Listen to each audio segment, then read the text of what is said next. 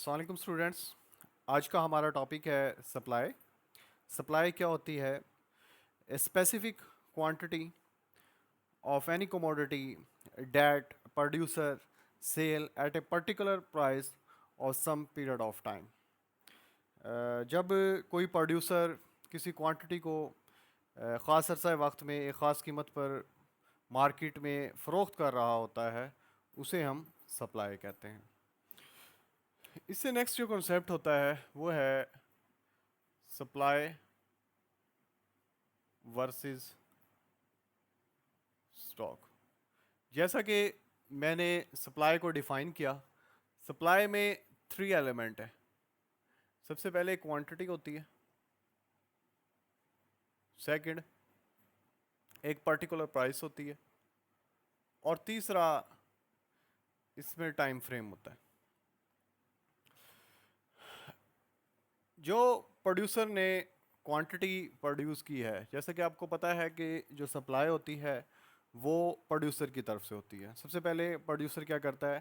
Quantity को produce करता है, ठीक है। अब जब प्रोड्यूस करने के बाद जब उसे मार्केट में लेकर जाता है तो उसकी कोई ना कोई प्राइस होती है। अब वो प्राइस को देखकर डिसीजन लेता है कि इसको मुझे सेल करना चाहिए या नहीं करना चाहिए। अगर उसे वो जो प्राइस है, मार्केट की जो प्रिवेलिंग प्राइस है, उसे बेहतर लगती है तो वो उस प्राइस के ऊपर उस क्वांटिटी को सेल कर देता है। अदरवाइज़ क्या करता है? उस क्वांटिटी को सेल नहीं करता, क्या कर लेता है? इसको गोडाउन के अंदर इसको स्टॉक की शेप में रख लेता है। तो पता क्या चला सप्लाई और स्टॉक में कि अगर सिर्फ और सिर्फ क्वांटिटी है और प्राइस इसको सपोर्ट नहीं कर रही, यानी कि इस प्राइस के ऊपर जो प्रोड्यूसर है वो सेल करना नहीं चाहता, तो ये क्या हो जाएगा? स्टॉक है। क्वांटिटी है और उस पर्टिकुलर प्राइस के ऊपर जो प्रोड्यूसर है उसे ओके कर रहा है, उसे सेल कर रहा है, तो इट मीन्स क्या हो गया? ये सप्लाई हो गया। थर्ड फैक्टर है इधर टाइम। सप्लाई को over a period of time 3 parts में डिवाइड किया गया है। सबसे पहले होती है फिक्स सप्लाई, कहते हैं जिसे हम। फिक्स सप्लाइड क्या होती है जी? जिसे हम 1 डे सप्लाई भी कहते हैं। इसमें सप्लाई कर्व हमारा वर्टिकल शेप होता है। सप्लाई कर्व क्या होगा?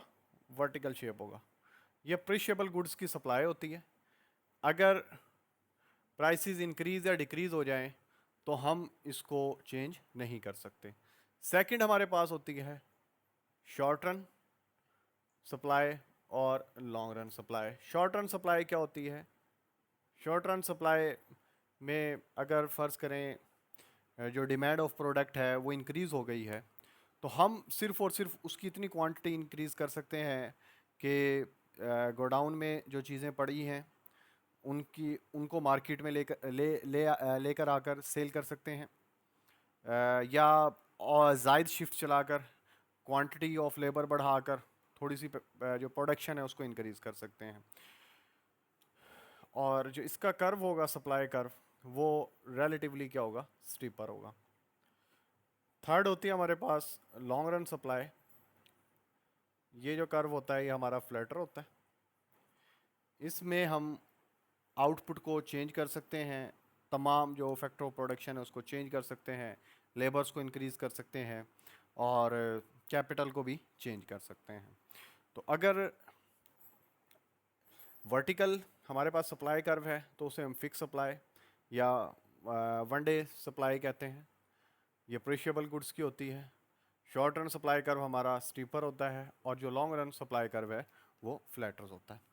नेक्स्ट आ जाता है हमारे पास law of supply. Law of supply क्या है जी?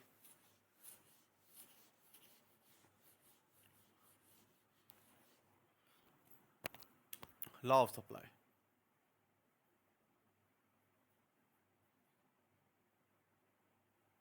लॉ ऑफ सप्लाई है कि प्राइस और जो क्वांटिटी है इसमें पॉजिटिव रिलेशनशिप होता है, यानी कि प्राइस के इंक्रीज होने की वजह से क्वांटिटी सप्लाई में एक्सपेंशन आती है।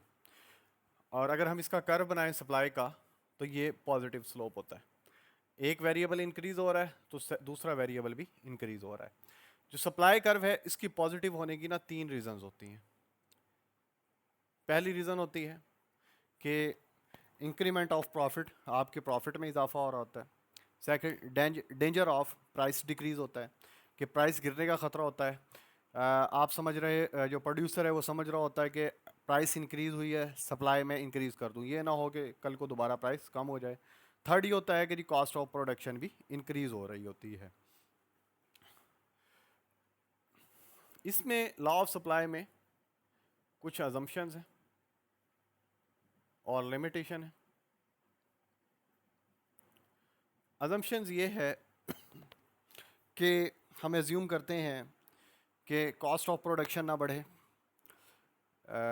आपका जो प्रोडक्शन टेक्निक्स हैं वो चेंज ना हो, गवर्नमेंट की जो ड्यूटीज़ हैं, गवर्नमेंट जो टैक्स सप्लाई कर रही है वो चेंज ना हो, रॉ मटेरियल के प्राइसेस चेंज ना हो।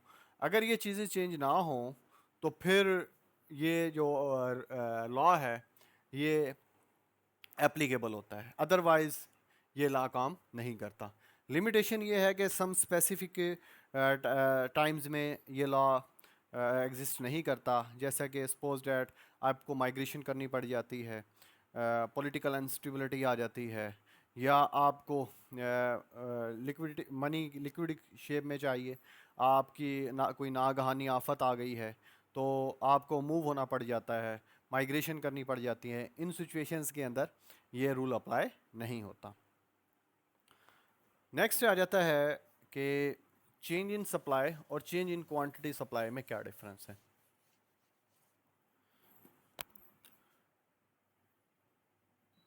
चेंज इन क्वांटिटी सप्लाई और चेंज इन सप्लाई, जैसा कि हमने डिमांड में डिस्कस किया था कि प्राइस के चेंज होने की वजह से अगर सप्लाई इंक्रीज हो रही है या डिक्रीज हो रही है उसे हम चेंज इन सप्लाई कहते हैं।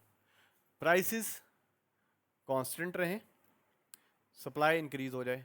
सप्लाई कब इंक्रीज होती है? जब जो चीज़ें हमने एज्यूम की थी कि ये चेंज ना हो, अगर वो चेंज हो जाए तो सप्लाई हमारी कांस्टेंट प्राइस के ऊपर चेंज हो जाती है, यानी कि कॉस्ट ऑफ प्रोडक्शन चेंज हो जाए, प्रोडक्शन टेक्निक चेंज हो जाए, टैक्सेस चेंज हो जाए, तो इन वजूहात की वजह से प्राइसेस इंक्रीज या डिक्रीज हो जाती है, सप्लाई इंक्रीज या डिक्रीज हो जाती है।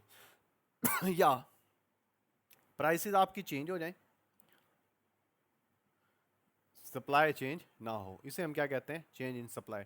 उसी तरीके से इनके भी वही नाम है, change in supply, second name है फॉल और या राइज इन सप्लाई, और थर्ड नेम है इसका शिफ्टिंग ऑफ सप्लाई कर्व। इसके भी तीन नाम हैं, एक्सपेंशन और या कॉन्ट्रैक्शन, थर्ड है मूवमेंट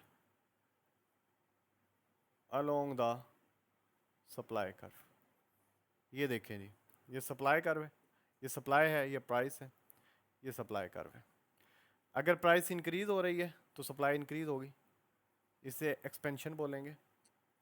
अगर प्राइस डिक्रीज हो रही है तो इसको मैं कॉन्ट्रैक्शन बोलूँगा, और आप इसी सप्लाई कर्व के ऊपर मूव हो रहे होंगे। ठीक हो गया? तो इसको क्या कहेंगे हम? Change in quantity supply. दूसरी साइड पर राइज इन सप्लाई को डिस्कस करते हैं हम। ये मेरे पास गिवन है प्राइस, इस प्राइस के ऊपर मेरी सप्लाई है S1 10 क्वांटिटीज मैं सेल कर रहा हूँ। हुआ क्या कि कॉस्ट ऑफ प्रोडक्शन कम हो गई, टैक्सेस कम हो गए, रॉ मटेरियल की प्राइसेस कम हो गई, किसी भी वजह से जो सप्लाई है वो इंक्रीज कर गई, तो मैं ए से किस पॉइंट के ऊपर पहुंच जाऊंगा? बी पॉइंट्स के ऊपर। सप्लाई मेरी क्या हो गई? 20, और इसे मैं क्या कहूँगा? S2 कहूँगा। ये इसकी फर्स्ट कंडीशन है। सेकंड कंडीशन इसकी क्या होगी? सेकंड कंडीशन,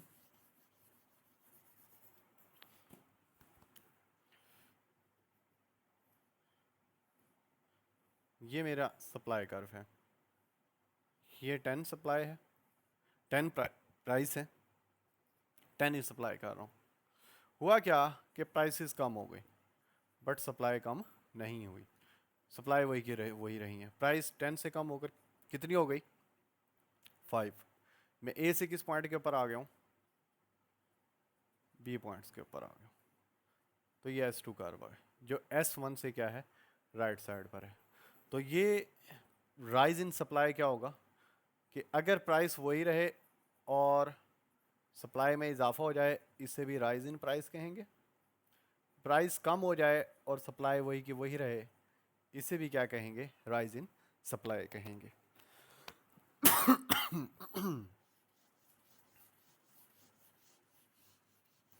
सेकंड है फॉल केस। फॉल केस में क्या होगा कि ये मेरे प्राइस है 10 और सप्लाई मैं कर रहा हूँ 20। S2 क्या हुआ? कॉस्ट डिक्रीज हो गई, सॉरी कॉस्ट इंक्रीज हो गई, जैसा कि पाकिस्तान में आजकल चल रहा है। टैक्सेस इंक्रीज हो गए, रॉ मटेरियल की प्राइसेस इंक्रीज हो गई। ठीक हो गया?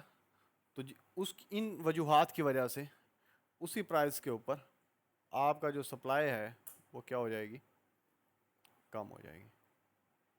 ये लेफ्टवर्ड मूवमेंट हो जाएंगी। या सेकंड क्या होगा कि 10 है और 10 ही सप्लाई कर रहे हैं, S1 प्राइसेस 20 हो गई। प्राइसेस 20 होने की वजह से सप्लाई को बढ़ना चाहिए था बट सप्लाई नहीं बढ़ी, ये वहीं की वहीं रही। तो इसे भी हम क्या कहेंगे?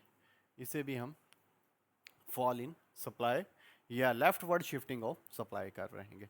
तो अब एमसीक्यूज क्या बनेंगे? एमसीक्यूज वैसे ही बनेंगे जैसे मैंने आपको डिमांड वाले चैप्टर में बताया था। जो डिमांड वाला चैप्टर है और ये चैप्टर है सिमिलर है, कोई इतना ख़ास डिफरेंस नहीं है, सिर्फ और सिर्फ वेरिएबल के डायरेक्शन का फ़र्क है। वहाँ पर हमारे पास जो वेरिएबल्स थे वो उनमें रिलेशनशिप नेगेटिव था और इधर क्या है? पॉजिटिव है।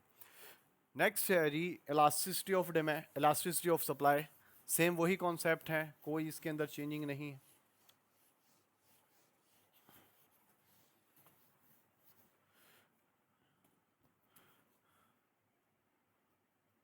इलास्टिसिटी ऑफ सप्लाई, ठीक है। इलास्टिसिटी ऑफ सप्लाई क्या होगी? Responsiveness change in quantity of supply due to responsiveness change in prices. अगर प्राइस के परसेंटेज चेंज होने की वजह से या रिलेटिव चेंज होने की वजह से आपकी जो क्वांटिटी में परसेंटेज या रिलेटिव जो चेंज आ रहा है उसे हम क्या कह रहे होते हैं? इलास्टिसिटी ऑफ सप्लाई कह रहे होते हैं।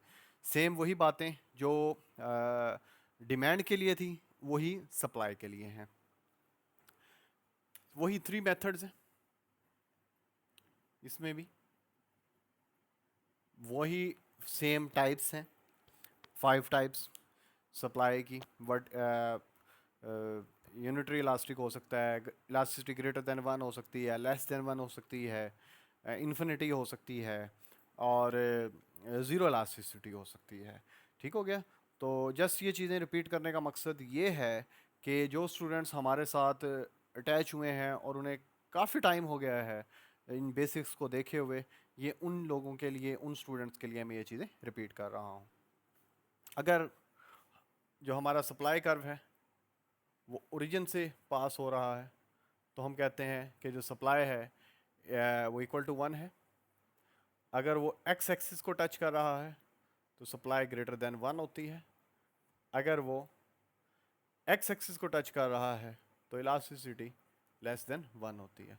तो ये एमसीक्यूज अक्सर पूछा जाता है कि अगर जो सप्लाई कर्व है वो वाई एक्सिस को टच कर रहा है तो then elasticity equal to 1, less than 1, greater than 1 या इक्वल टू 1।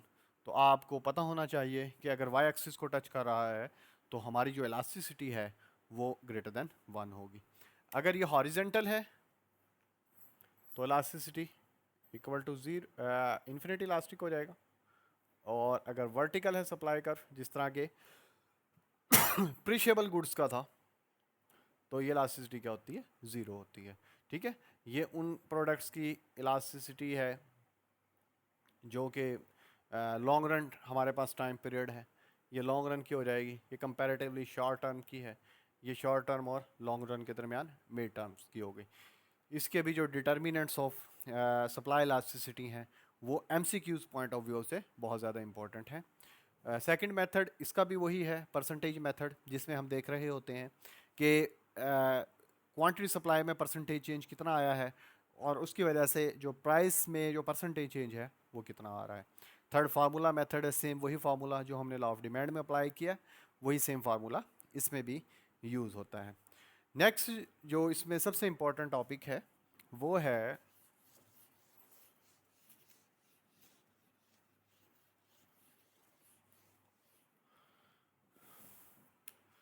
है जी डिटर्मिनेंट ऑफ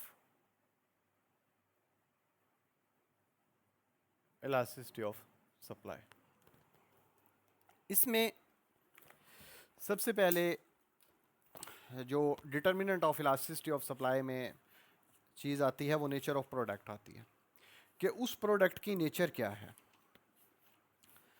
कि जो प्रोडक्ट हम यूज़ कर रहे हैं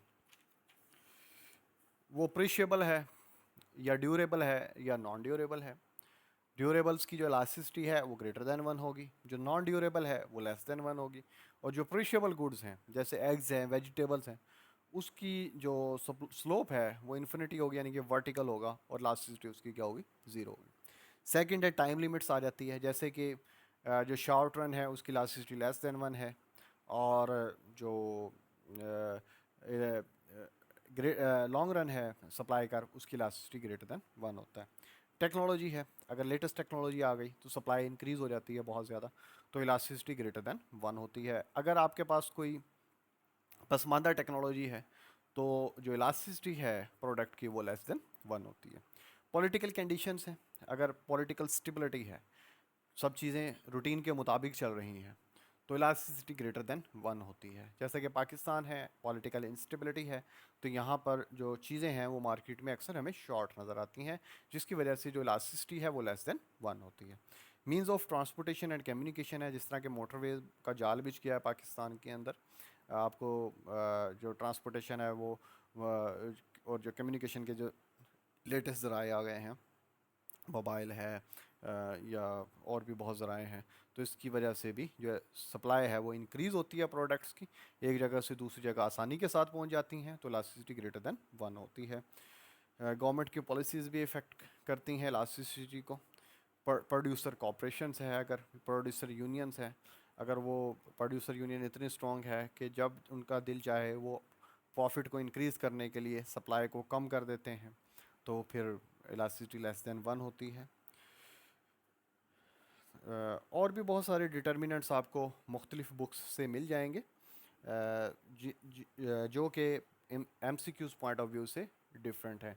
सर शेख रमज़ान साहब की बुक में 8-9 डिटर्मिनेंट्स लिखे हुए हैं, हबीबुल्लाह वसीर साहब की बुक में भी 4-5 लिखे हुए हैं, अब्दुल हलीम ख्वाजा की बुक में भी लिखे हुए हैं कुछ, जो शाम सीरीज़ की बुक है सल्वाटोर की उसमें भी लिखे हुए हैं।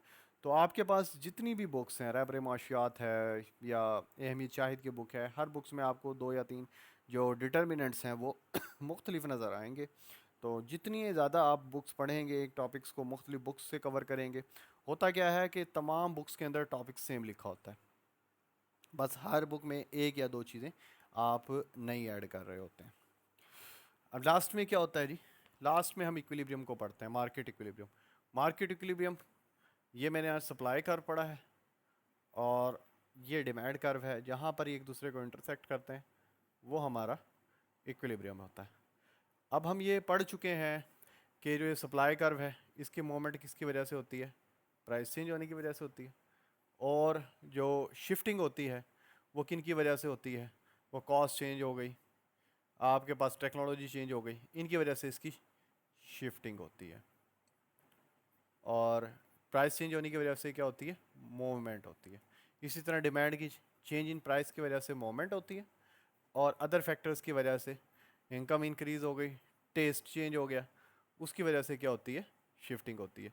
तो हाँ, जो नेक्स्ट चैप्टर है उसमें बताया गया है कि डिमांड कर्व शिफ्ट हो गया।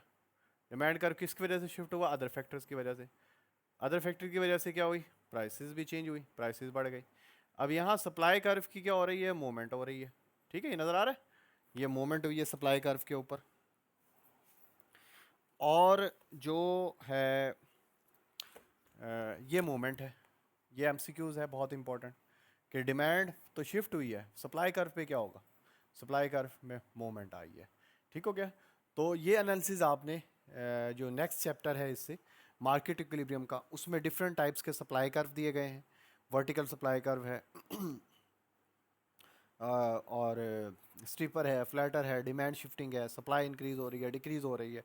तो वो चैप्टर पढ़ने के बाद आपको पता चलेगा कि किस तरीके से जो मार्केट मैकेनिज़्म है वो वर्क करता है। तो उस चैप्टर तो बहुत सिंपल है, आप उसको ज़रूर पढ़िएगा। तो इंशाल्लाह आज के लेक्चर में हम कंज्यूमर बिहेवियर को डिस्कस करेंगे। नेक्स्ट वीडियो के तक आप मुझे इजाज़त दें, तब तक के लिए अल्लाह हाफिज़। Thank you very much.